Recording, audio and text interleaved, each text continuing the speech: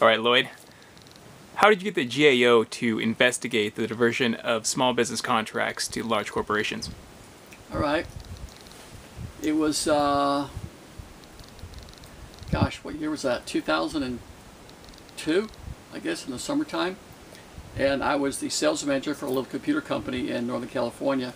And this young woman that rescued horses had worked on a bid with the Commerce Department for quite some time because it was a small business set-aside. And she worked on it, late at night and on the weekends, and sort of took her time away from her, horses to do it, and put a lot of time and energy into it.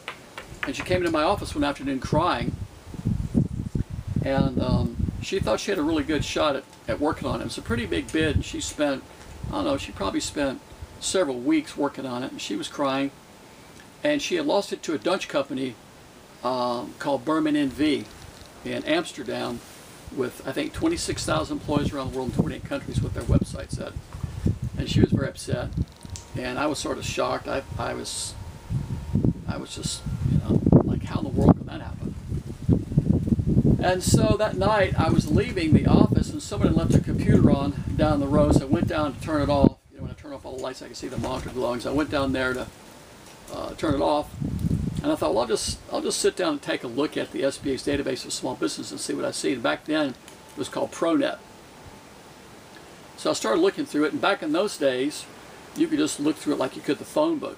You could just look through it alphabetically or by by product category or anything. They've completely changed that now, by the way, where it's almost impossible to get information out of there. But I just started, just looking randomly, and I found hundreds of the biggest companies in the world listed as small businesses in the SBA's database of small businesses. Hundreds. Companies from all around the world. Virtually every big name you can think of. So I got on the phone the next day, and I called everybody. I called, my senators and my congressmen and the SBA and the FBI, and I called everybody.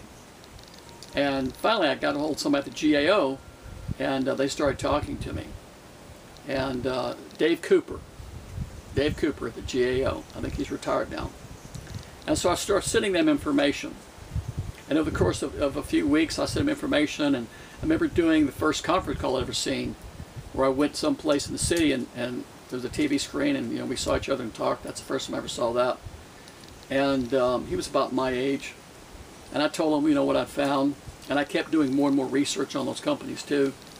And so I was working with them, and I had just flown into Los Angeles, and I got a phone call from one of the investigators, and he said, "Kid, you hit a home run." And I said, "What do you mean?" He says, "We're doing the investigation." And I thought, oh, great. And they spent several months on it, and I remember the report said they found, I want to say something like 5,300, big businesses that were getting small business contracts. And there was a congressional hearing scheduled, and I made the biggest mistake of my life. My father worked with Bush Sr. at the Republican Party in Houston when I was a kid, and Bush too was a friend of a good friend of mine back in Texas, a man that I worked for named Bob Bullock. And so I thought Bush was a good Texas boy, right? And I called the White House liaison office, who I dealt with during the Clinton administration. I told them about this report coming out, and I asked them to help me, solve this problem. What they did was they contacted the GAO and had to modify the report a little bit. And let me back up a second. When I talked to Dave Cooper about what they discovered, which was about a week before the congressional investigation, he was mad. He was just, he was mad. And he told me that they found 86% of all federal small business contracts went to large businesses.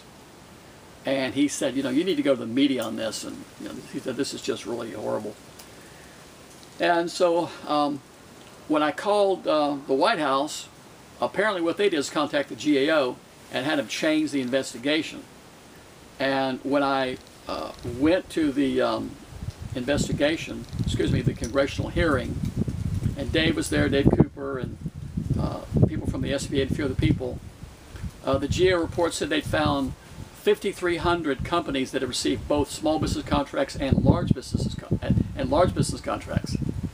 So it went from that they'd found, 5,300 companies, large businesses receiving small business contracts. They tried to, I like the word obfuscate, they tried to make it muddy the waters and say, well, we found, 5,300 companies that have received both small business contracts and large business contracts. And of course, I've been doing this for 20 years. I've never seen a small business receive a large business contract. So, but the hearing was 5.5 hours long. I spoke for 7 minutes. Dave Cooper spoke for 7 minutes, and another small business owner from the DC area spoke for 7 minutes. And the rest of it was what I would call a pep rally for the Bush administration. People stood up from the audience and got to talk for 30 minutes, and I was stunned. And I'll tell you the most shocking thing about it now that I remember. The day before the hearing, I met with Donald Manzullo, who was chair of the House Small Business Committee. And I'd seen him on television, doing these hearings, and he looked like a real serious guy, like a small business advocate. I thought he's just going to tear these guys up, So I went into his office that day with a binder about that thick of information that showed all my proof that I'd put together that these large corporations had misrepresented themselves to illegally receive billions in small business contracts. And when I met with them, I discovered something that I didn't know at that time, but they were volunteers from the Defense Department and from the GSA on his staff. And we sat at a round table, and I'm there to meet with him. So every time I'd ask him a question, one of these other guys would answer. And he acted like he didn't really know much. In fact, it was kind of bizarre. He acted, like that was his first day in Washington almost. And I'd ask him questions, and some guy from the GSA or the Defense Department would answer the question for him. And it's like he didn't really know anything. I was kind of surprised. So the next day, the hearing was there, and I went to the hearing room, and I got there early to get comfortable with the room, and sat down. And a guy named Fred Armendariz, who represented the SBA in the case, came in and sat down right next to me, which is kind of unusual. If you've seen those hearings, one side's on one side of the table and the other side's the other side of the table. Well, he sat right next to me, and he took that book that I'd given to Manzullo, and from about, maybe 2 feet in the air, dropped it on the table next to me to show me, that he had the book that I gave Manzullo. I was shocked. That's when I knew, that I'd been had. So as opposed to using the information I gave Manzullo to, cross-examine these guys at the SBA that were diverting small business contracts to large businesses, he gave them all the evidence. And they were trying to taunt me with it, which didn't work. And so it was very disappointing. And one funny thing that happened, I think it was funny, was I'd watched the movie Tombstone the night before, and I wrote phrases from the movie on my notes, and just some phrases from the movie that I thought were funny, that were kind of inspiring. And this friend Armendariz guy was looking over my shoulder trying to read my notes. I just pushed it over so he could read it. Here you go. Read it.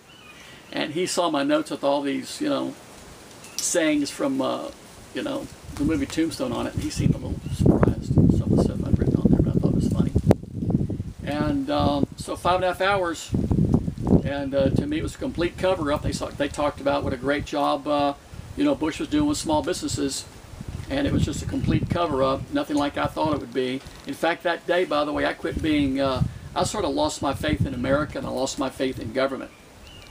And I've never felt the same about America.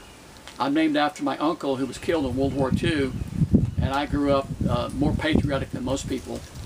And I've got pictures of him. I've got his wings that they took off of his body. And I was super patriotic. And ever since that day, I've never felt the same ever again. And luckily, the Associated Press wrote a story about it. It ran in, I would say, about 45 newspapers around the country. And now that was gosh, 10 plus years ago. And when I left that hearing room, I thought, well, this is over. There's been a congressional investigation. The Associated Press has got the story. And boy, was I naive. It's gotten worse. So in 10 years, it hadn't gotten better, it's gotten worse. And what they did was they basically changed a lot of things in the federal procurement data system, the way the databases are, the central contractor registration database. They took the database away from the SBA, gave it to the Pentagon. So the Pentagon manages America's database of small businesses, by the way, if that makes sense to you. And now you can't do what I did. You can't find that information now. The Obama administration took off the parent company Dun & Bradstreet number a couple of years ago.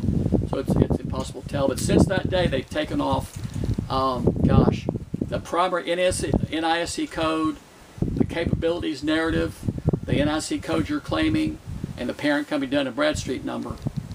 And they've set it up where you really can't tell what a company sells, what business they're in, what NIC code they're claiming. They've tried to make it easier. Well, they have in fact made it easier for people to commit felony contracting fraud and for companies to misrepresent themselves and hijack small business contracts. And it's just stunning. It's amazing. And I wish that more people in America realize, how the government runs. But that's a good example of how the government runs.